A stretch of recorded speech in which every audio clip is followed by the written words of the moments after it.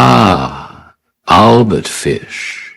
The name alone slithers through history like a whisper that will not die. The story I'm about to tell you is true, unfortunately. There are monsters among us. Some hide in shadows, some wear human faces, and some walk openly among their neighbors. Their evil so subtle, so calculating, that it escapes detection for decades. Hamilton Howard, Albert Fish, was one such monster.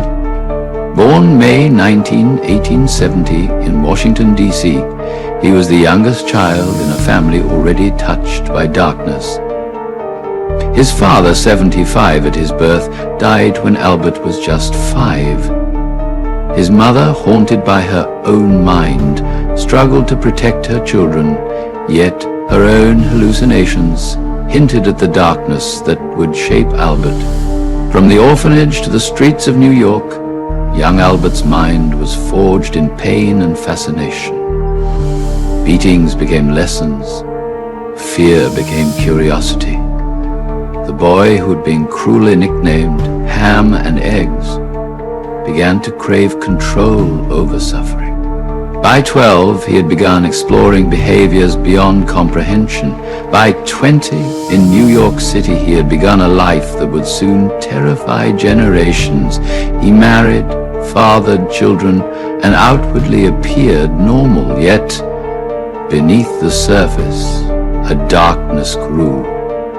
Methodical, patient, absolute. By the 1910s, Fish's obsessions had turned to acts of cruelty. He experimented with torture and manipulation, often choosing victims who were vulnerable, marginalized, overlooked. He selected children, the intellectually disabled, African-American boys, those whose disappearances might not stir alarm. Each act sharpened his skill, and each escape strengthened his confidence to continue feeding his sinister urges. In 1924, Fish attempted to abduct Beatrice Keel, an 80-year-old girl on her parents' farm. He offered her money. He had planned her demise. He was interrupted, forced to retreat, but the intent remained. His mind never rested. By 1928, it settled on a new target, the Budd family. A classified advertisement caught his eye. Edward Budd, a young man seeking work, Fish visited under the pretense of employment. But when he saw Grace Budd, 10 years old, he changed his focus. Using calm persuasion, he convinced the parents to allow Grace to accompany him. That night, he led her to an abandoned house, Wisteria Cottage. There, he ended her life. He confessed to strangling her, dismembering her body, and cannibalizing her. There, Fish manually strangled her to death, then decapitated and dismembered her body, and ate most of the remains over the next several days. In November 1934, the Budds received an anonymous, vulgar letter from Fish detailing their daughter's murder and the cannibalism. The precision, the detachment. Fish later described it in a letter to Grace's family, detailing every step with unnerving clarity.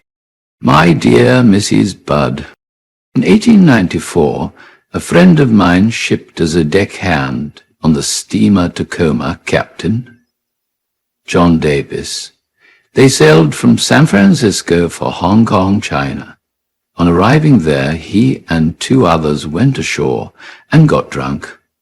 When they returned, the boat was gone. At that time, there was famine in China. Meat of any kind was from $1 to $3 a pound. So great was the suffering among the very poor that all children under 12 were sold for food in order to keep others from starving. A boy or girl under 14 was not safe in the street. You can go in any shop and ask for steak, chops, or stew meat. Part of the naked body of a boy or girl would be brought out and just what you wanted cut from it. A boy or girl's behind, which is the sweetest part of the body, and sold as veal cutlet, brought the highest price. John stayed there so long he acquired a taste for human flesh. On his return to New York, he stole 2 boys, one 7 and one 11, took them to his home, stripped them naked and tied them in a closet, then burned everything they had on. Several times every day and night he spanked them, tortured them, to make their meat good and tender. First he killed the 11-year-old boy, because he had the fattest butt, and of course the most meat on it. Every part of his body was cooked and eaten except the head, bones and guts. He was roasted in the oven. All of his buttocks boiled, broiled, fried, and stewed. The little boy was next, went the same way. At that time I was living at 409 East 100th Street, near right side. He told me so often how good human flesh was, I made up my mind to taste it. Sunday, June the 3rd, 1928. I called on you at 406 West 15th Street. Brought you pot cheese, strawberries. We had lunch. Grace sat in my lap and kissed me. I made up my mind to eat her on the pretense of taking her to a party. You said yes, she could go. I took her to an empty house in Westchester I had already picked out. When we got there, I told her to remain outside. She picked wildflowers. I went upstairs and stripped all my clothes off. I knew if I did not, I would get her blood on them. When all was ready, I went to the window and called her. Then I hid in a closet until she was in the room. When she saw me all naked, she began to cry and try to run down the stairs. I grabbed her, and she said she would tell her Mama. First I stripped her naked. How she did kick, bite and scratch. I choked her to death, then cut her in small pieces so I could take my meat to my rooms, cook and eat it. How sweet and tender her little rare end was roasted in the oven. It took me 9 days to eat her entire body. I did not penetrate her, though. I could have had I wished. She died, still a virgin. Before Grace, other children had fallen victim. 9-year-old Frances McDonald disappeared from Staten Island, later found murdered in a wooded area. 4-year-old William Billy Gaffney vanished from Brooklyn, never recovered. Witnesses described a thin, gray-haired figure with a drooping mustache. The Gray Man, stalking the streets. Fish also preyed on other children whose names may never be fully known. Yetta Abramowitz, 12, was strangled and beaten in the Bronx. Mary Ellen O'Connor, 16, was found mutilated in the woods near Far Rockaway, Queens. Emma Richardson, 5, and Benjamin Collins, 17, were among other suspected victims. Fish claimed to have assaulted at least 100 boys. His letters, his confessions, his careful records revealed a mind both meticulous and monstrous. He described his acts with calm detachment, showing no remorse, only the calculation of a predator. Investigators, following the paper trail of his horror, finally caught up to him. and on December 13th, 1934, detectives apprehended Albert Fish.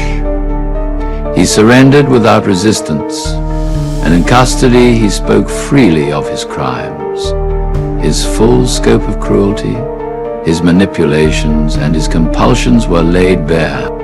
March of 1935 brought the trial. Fish pleaded insanity, claiming divine instruction. The voices of God commanding his acts. Psychiatrists testified to his severe mental abnormalities, his obsession with punishment and suffering, and his deviant behaviors. Some experts declared him insane, others insisted he was fully aware of his actions, deliberate in cruelty, conscious of the pain he inflicted. The jury decided he was sane, guilty, death. In January 16, 1936, Albert Fish entered the electric chair at Sing Sing prison. He was pronounced dead 3 minutes later. Yet even in death, his shadow lingered. The terror he had wrought, the children he had taken, though he denied involvement in other crimes, suspicions remained. Yetta Abramowitz, Mary Ellen O'Connor, Emma Richardson, Benjamin Collins, and countless others were lost, suspected victims whose fates may have been sealed by his hand. Fish's story is not myth, not legend, not a bedtime tale. It is real. It is tangible.